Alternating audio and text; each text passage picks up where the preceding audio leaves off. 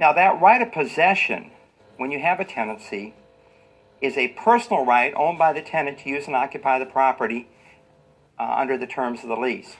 That right of possession is personal property. It's not real property. It's personal property. So if you see that test question, don't let it fool you. When you sell a property, upon a sale, the existing lease remains binding on the new owner. Typically, the lease stays in place when that property is sold. That's one of the reasons it's so hard to sell a single-family home that is leased up for a year. Because if an owner-occupant wants to come into that house, he's got to wait for the lease to expire before he can actually take possession of the property. He can get what? Equitable title and legal title of the property, but he doesn't have possession. Because that lease takes precedence over a sale. Talking about how do we own property? Well, first one we want to talk about is ownership in severalty. Now, when we're talking about severalty here, we're not talking about several as in many, but we're talking about it's been severed into pieces, so to speak. That's where the origin of the word comes from. We can talk about individuals, single man, single woman, unmarried man, unmarried woman. You say, Tom, what's the difference? Well, the unmarried man, unmarried woman are going to be divorced, and they may have some different property rights than the single man or single woman. Married man, married woman, and of course a widow and widower. All of those are going to own property in severalty, or sole ownership. In addition, corporations are going to own property in severalty. Under the law, a corporation looks like a single person, or is looked upon as a single person. So a corporation is going to own in severalty. Governments are going to own in severalty. And then limited liability companies, LLCs, or limited liability partnerships are also going to own in severalty. But let's talk about that partnership for a minute. With a partnership, it depends on how we take title to the property. If you and I form a partnership, and we call this ABC Partnership, and we buy the property and we say ABC Partnership owns the property, they own it in severalty, okay? But if you and I buy it together and we put on that we'll say that you're Bill Smith and Tom Jensen own that property, and that's the way the deed reads, Bill Smith and Tom Jensen own that property, then we don't own it in severalty anymore. We're going to have a type of concurrent ownership there that we'll look at in a moment. So you get the difference there between a partnership taking title in its own name and individuals taking title in their name. Now, talking about that concurrent ownership, we could talk about tenancy in common. We could talk about joint tenancy. We could talk about community property, which is how married couples own property in many states. And we could talk about tenancy by the entirety, again, how married couples own property in many states. But let's talk about that tenancy in common a little bit. Two or more people who purchase a property in most states are tenants in common by default. And when we say two or more people there, we're saying two or more people unrelated by marriage. And typically, if nothing else is put on the contract form, the law is going to say that they are tenants in common. Now, when you talk about a joint tenancy, that's going to be co-ownership for two or more people with a right of survivorship. Let's look at that right of survivorship a little bit. It gives the surviving joint tenant all rights without the need for probate proceedings. Title passes immediately upon death. Now, that's a point that you need to know. The right of survivorship always says this, that the surviving tenant gets the property automatically. It doesn't have to go through a will. It doesn't go through probate. The minute that person draws their last breath, the property passes automatically to the surviving joint tenant or tenants. That's the right of survivorship. So anytime that you see something that says it has the right of survivorship, it means the same thing, and you should know that definition. Now, talking about a joint tenancy, there has to be 4 unities or you don't have a joint tenancy. All the 4 unities have to be there or it's not a joint tenancy. For example, there has to be unity of title. Well, what does that mean? It means that we all take ownership of the property on the same title. There has to be a unity of time. It means we do it at the same time, the same physical time. There has to be a unity of interest. And what unity of interest talks about is that if 2 of us buy a property under a joint tenancy, we each own 50%.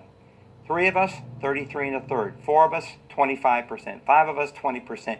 You get the idea. It's always going to be equally divided amongst the number of joint tenants. That's the unity of interest.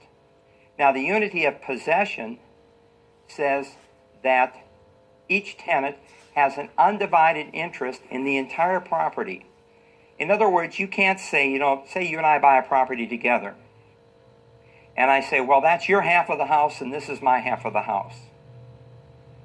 Under a joint tenancy, or under tenants in common for that matter, we have an undivided interest in the whole. That means you can't say that's your half, I can't say that this is my half.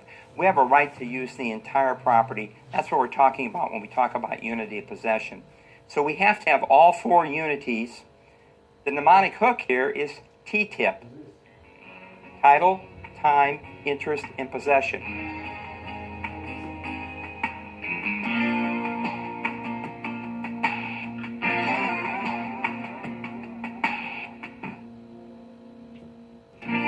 Good way to remember that. You only are going to have a joint tenancy if you have all 4 unities to them. Now, let's talk about that a little bit more, because sometimes that gets confusing to students, and I want to see if I can clarify that even some more for you. We'll say that we have a property here,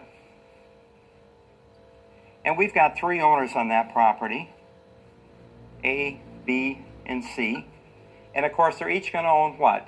33 1/3%, right? Now, and they are joint tenants. That's the way they take title to it.